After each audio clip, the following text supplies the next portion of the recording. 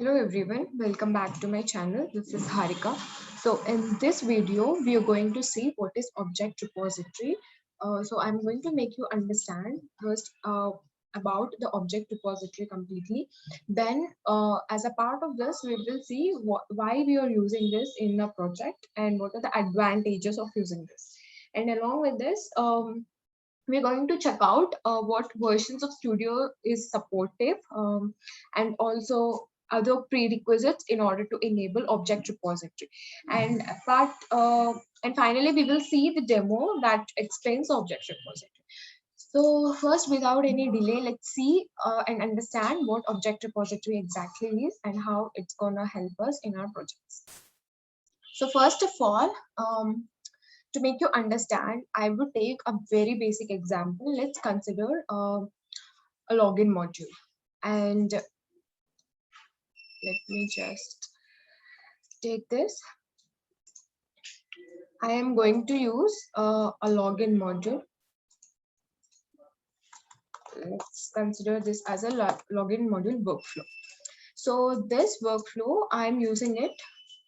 And let's say I have got a client wherein he asked me to automate 4 to 5 processes, and all the processes, the requirement is different, but then the application which I am using for all the processes would remain same. Or let's consider like I'm using the same application in one or other way in different processes. So let me take, I have 4 processes. This is process 1, this is process 2, I have my process 3 and process 4. So now in all the processes, I have to, in order to do the operations inside the application, I have to first log in, right? So as I am using the same login module, as I have to automate the login module for the same application, I am going to use the same login module for all the 4 different processes, because as it is the same action. So in order to avoid the rework, I'm using the same login module in all 4 different processes. So all the 4 processes, in order to log in, it will be using the same module.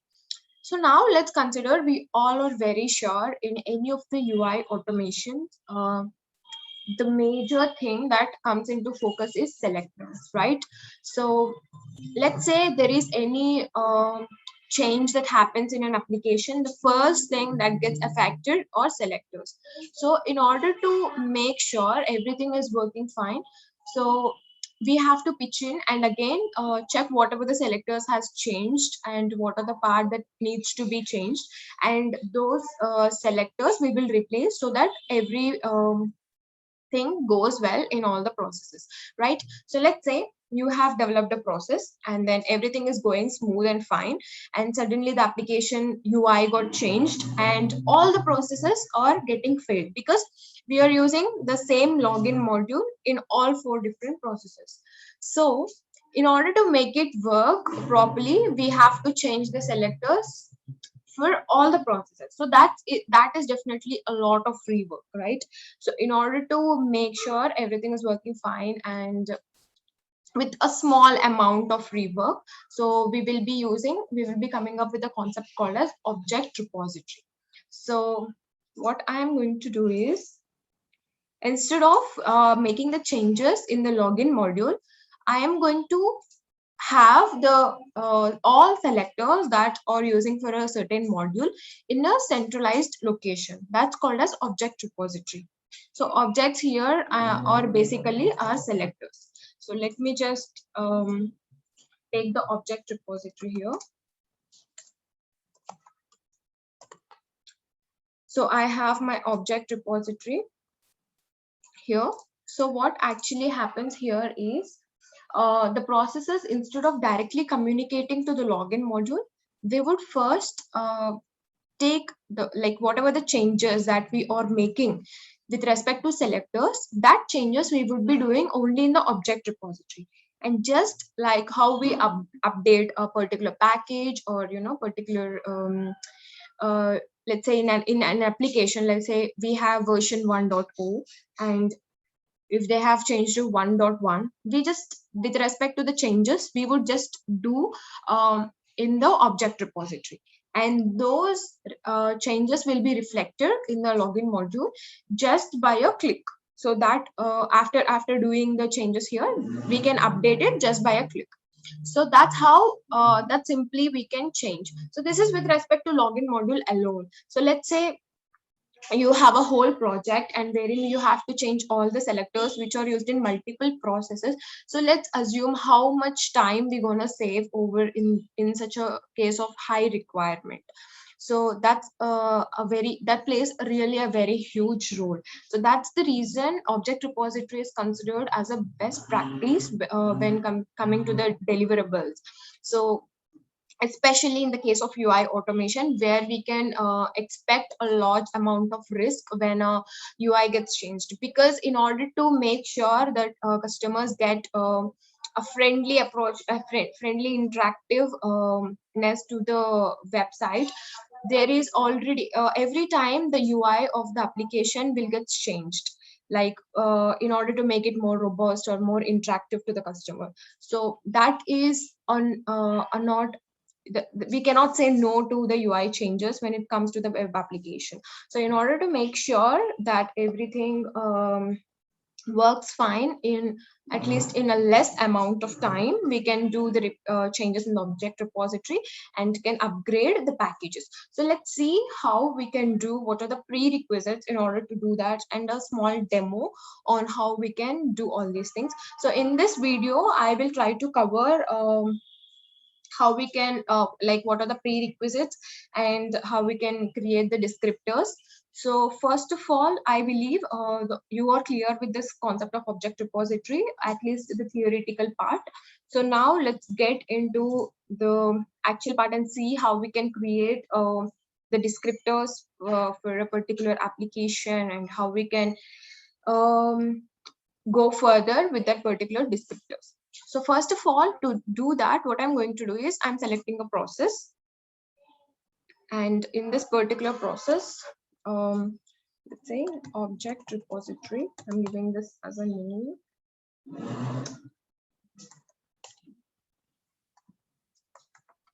Project 1 or project demo I'm giving.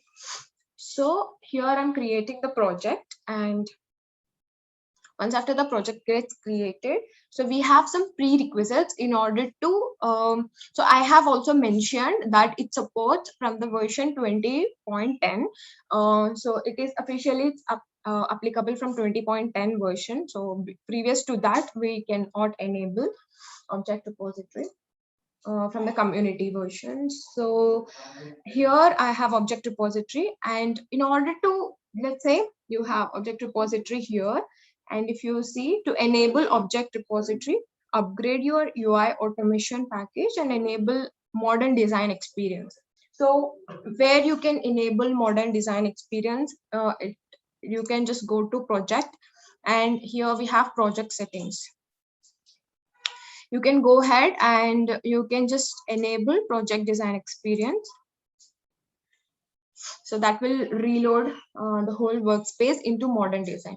So in this demo, I'm just going to show how we can create the descriptors, but I just wanted to take a different session or a different video on what is modern design and how we can, what activities are there in the modern design and how it will be different from the classic design. So basically what are we using right now is the classic design.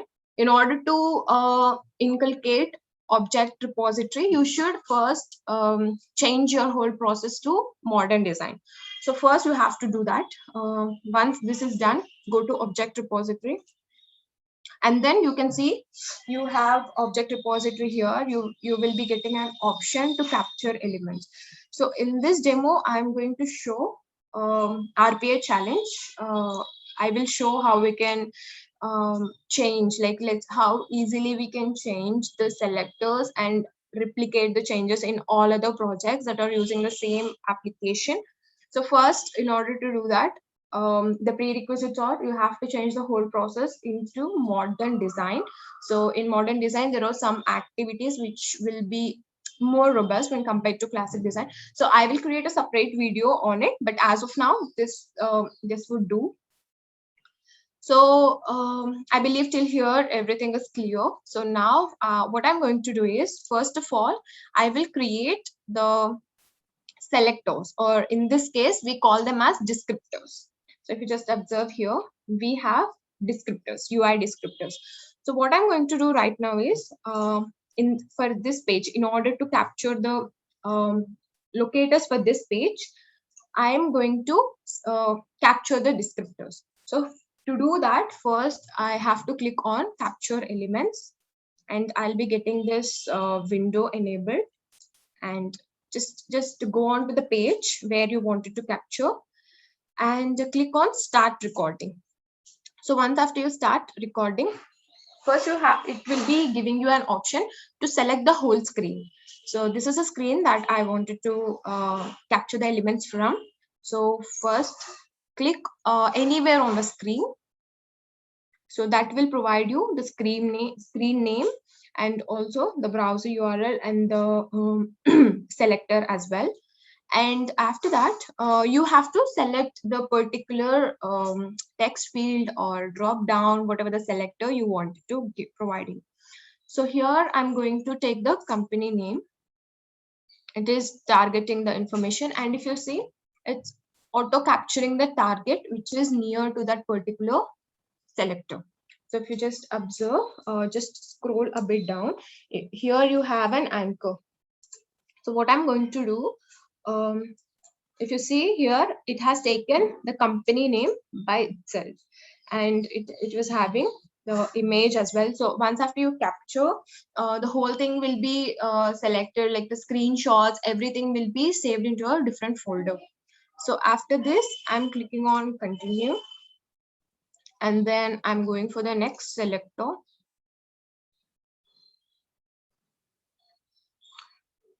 So if you just observe, it's quite easy. It's trying to capture the anchor also by itself.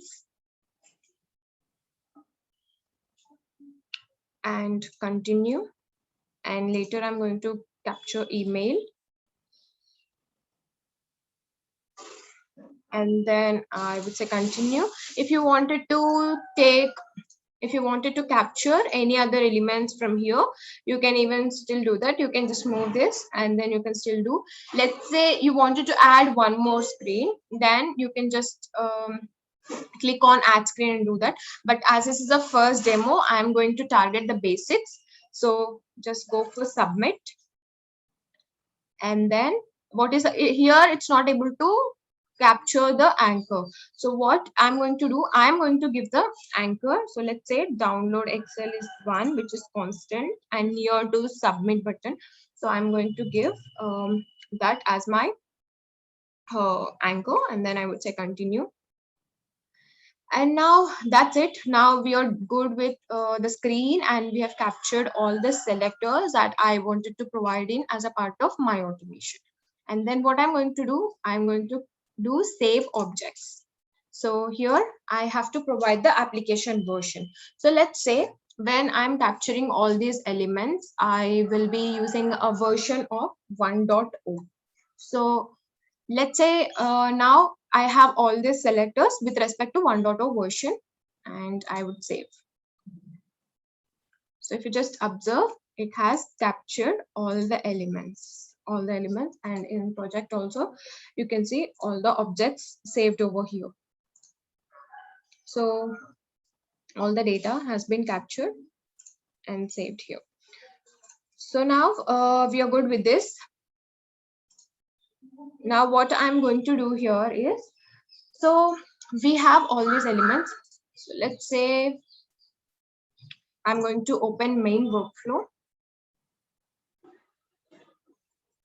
And here, if you just observe, now we have all this, the whole project in modern design. So here we also have to understand what is modern design, and what are the how the activities differ in modern design. So I will just give a small example over here. So let's say I have my open browser. Sorry, just go to, so let's say browser. If you just observe, we don't have open browser. Usually we use open browser, correct? So here we have use application or browser. So let's say we have a whole new thing, correct? So what I can do is, instead of, so you can just pull in the activities from here, or else we have one more option. So let's say I would delete this. So this is a screen, right? We have seen whatever the selector is there. So let's say you wanted to change a particular selector or anything, then how you can do that? You can just go in over here and you can go to edit descriptor and you can change. You can have an option to indicate a new application. So that's how you can change it. So let's say we all know that we have a screen in this particular selector. So I'm just going to pull that into my activity area. So by itself, it would pop up me which activity you wanted to use. So both are same. I'm just going to click on it. So if you just observe, it has dynamically allocated my selector into that particular activity where it will go and fit in. Okay. So now what I'm going to do, let's say I want company name. So basically this is a text field, right? So it has provided me options like what I have to do with respect to this. So I would say type into. And if you see the how the activity appears is changed. So in order to understand how these activities are changing, like I can say modern activities or changing with respect to classic activities, you have to understand about completely about modern design. So in the next video I'm going to explain you modern design before we actually go into the next sessions of object repository. So that will make you understand things with ease. So like this you can do, and let's say submit. So now I'm going to do submit and I wanted to click on submit, right? So I would choose click. So this is how you can easily, or else you can just take click and then instead of indicating the element, you can just pull in from the object repository. So that's how you can actually use the selectors from a particular object repository descriptors that we have already captured. So now what I'm going to do here is, I hope in this video you got a clarity like what is object repository and how importantly it plays a role when you are doing UI automation, and what are the prerequisites of it and which versions of Studio actually supports the object repository. And we have also seen what are the how we can capture the descriptors and how we can easily use the modern design, correct? So now we are going to see how we can export this as a library. So we have all the selectors that are already captured here. So in the next video, I'm going to showcase how we can export this as a library and we can use in a multiple projects. So I'm going to showcase that very clearly. But before to that, I want to make you understand what is modern design and how we can use the different activities that are there in the modern design and how this actually differs from classic activities. So I hope this is clear to all of you. If you are having any questions, you can just let me know through comments, and you can also start working on this. That this really is the way we automate, and it really decrease the count of the number of activities we use, because modern design has really have different properties. We will be exploring that in the next video. So thank you so much for watching. If you like the video, please do let me know, and also subscribe to my channel in order to not miss any of the further videos that I release on my channel.